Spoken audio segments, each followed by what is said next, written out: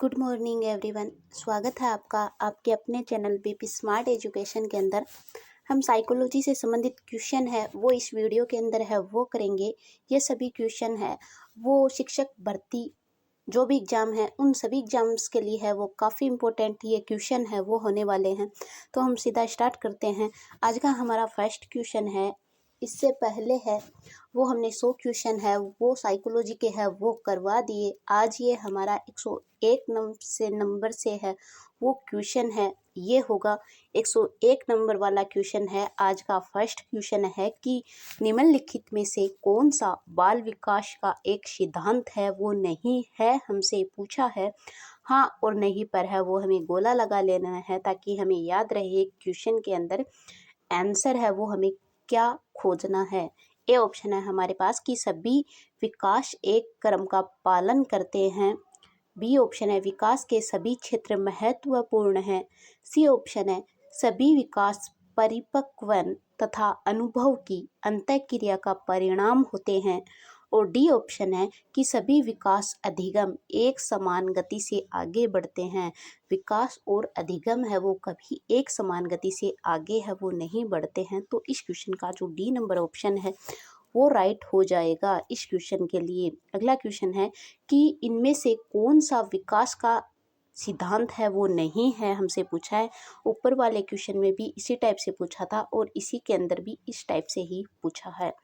A option है विकास संशोधन योग्य होता है। विकास केवल संस्कृति से शासित व निर्धारित होता है, नहीं संस्कृति से शासित है वो नहीं होता है। फिर भी हम अगला ऑप्शन है वो देख लेते हैं। विकास जीवन पर्यंत होता है वंशानुक्रम और पर्यावरण दोनों से प्रभावित होता है। तो यानी ये तीनों तो सही है, लेकिन जो बी नंबर ऑप्शन है वो आ गया गलत आंसर। तो इस क्वेश्चन का जो राइट आंसर होने वाला है वो हो जाएगा बी नंबर ऑप्शन।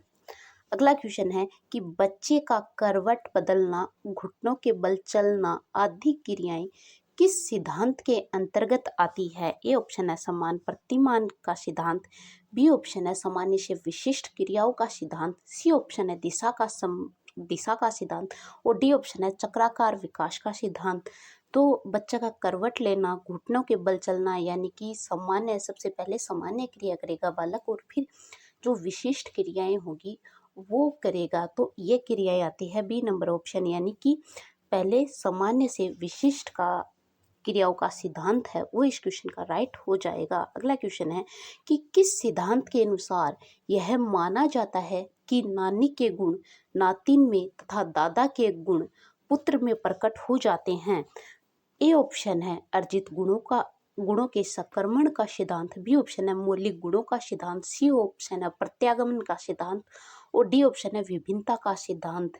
तो जो नानी के गुण है वो नातिन में आते हैं और जो दादा के गुण है वो पुत्र के अंदर है, पौत्र के अंदर है वो आते हैं। तो ये सिद्धांत है मौलिक गुणों का सिद्धांत, जो बी नंबर ऑप्शन इस क्वेश्चन का राइट हो जाएगा, बी नंबर ऑप्शन।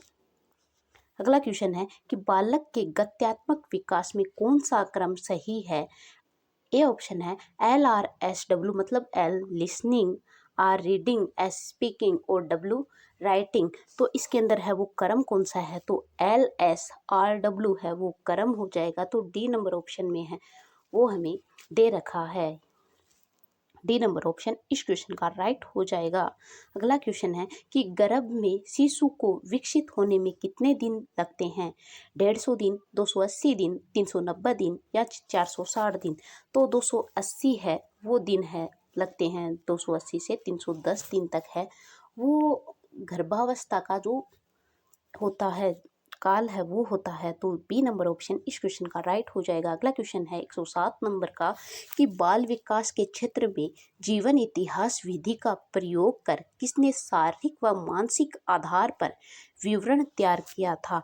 तो ये किया था जो फ्राइड ने है वो किया था। जीवन इतिहास विधि है वो हमसे पूछी है, तो जीवन जो इतिहास विधि है वो टाइडमैन के द्वारा है वो दी गई थी। तो इस क्वेश्चन में जो टाइडमैन है वो डी नंबर ऑप्शन है उसके ऊपर है वो दिया गया, तो डी नंबर ऑप्शन इस क्वेश्चन का राइट हो जाएगा। अगला क्वेश्चन है कि बालक को जो कुछ भी बनना होता है वह प्रथम 4 से 5 वर्ष वर्षों में बन जाता है।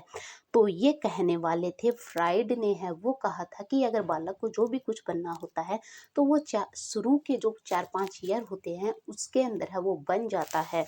तो इस क्वेश्चन में जो फ्राइड है वो डी नंबर ऑप्शन पर है वो दे रखा है, तो इस क्वेश्चन का जो डी नंबर ऑप्शन राइट हो जाएगा। अगला क्वेश्चन है हमारे पास कि निम्नलिखित कथनों पर विचार की उचित विकल्प का चयन है वो हमें करना है। ये ऑप्शन जो 1 नंबर है वो हमें दिया गया, वातावरण व्यक्ति को जन्म से मृत्यु तक प्रभावित करता है, हाँ करता है।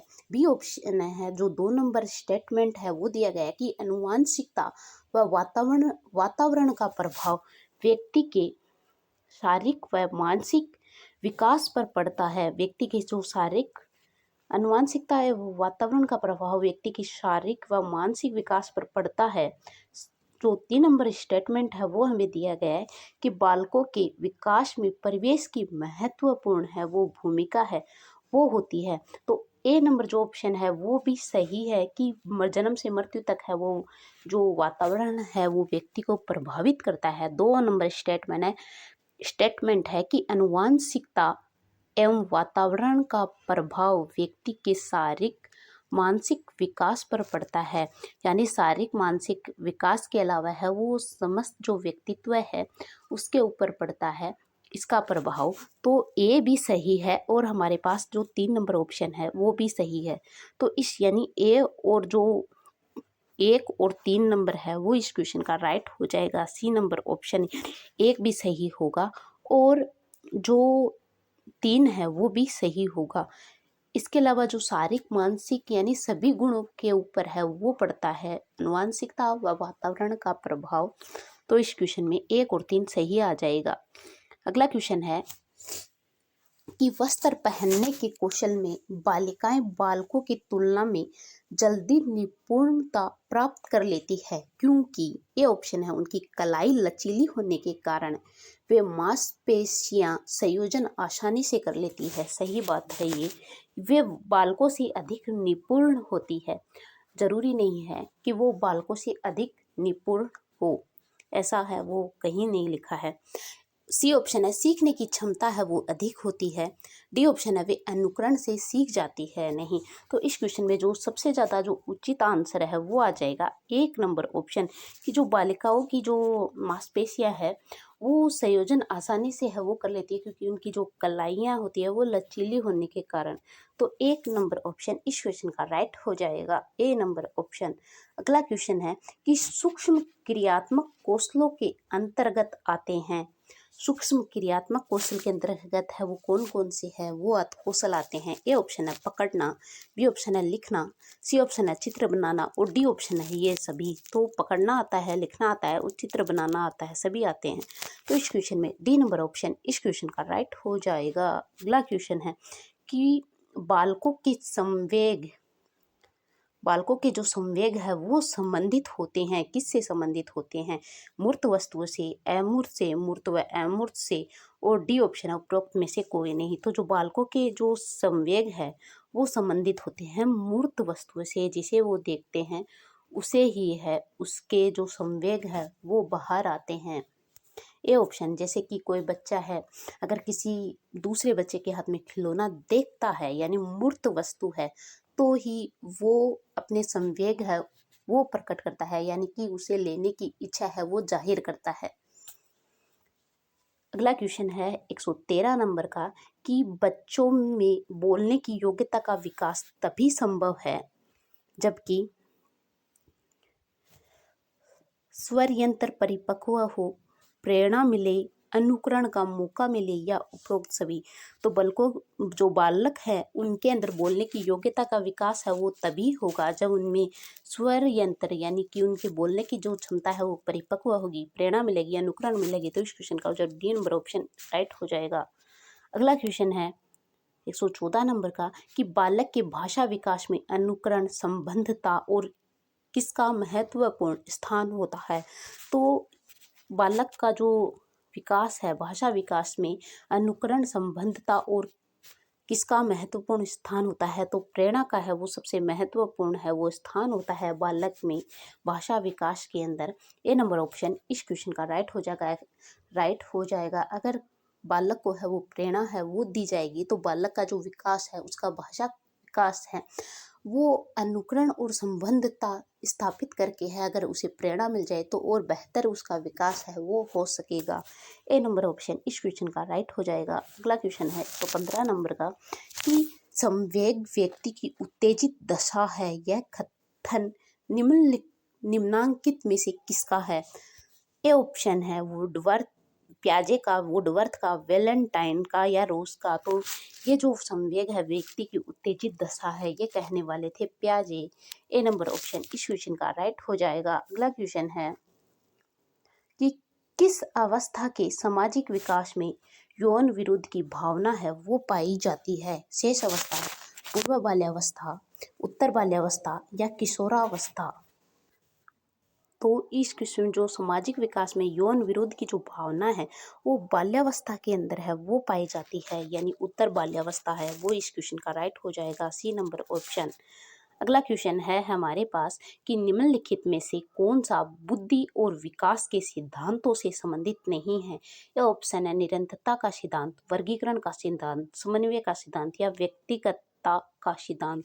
वृद्धि विकास के सिद्धांतों से संबंधित है वो नहीं है पूछा है। तो निरंतरता का आता है, समन्वय का आता है और व्यक्तित्व का है वो सिद्धांत आता है, लेकिन जो वर्गीकरण का सिद्धांत है वो नहीं आता। तो इस क्वेश्चन में जो बी नंबर ऑप्शन है वो इस क्वेश्चन का राइट हो जाएगा। अगला क्वेश्चन है कि बच्चे के विकास के सिद्धांतों को समझना शिक्षक की सहायता करता है। ये ऑप्शन है शिक्षार्थियों की आर्थिक पृष्ठभूमि को पहचानने में।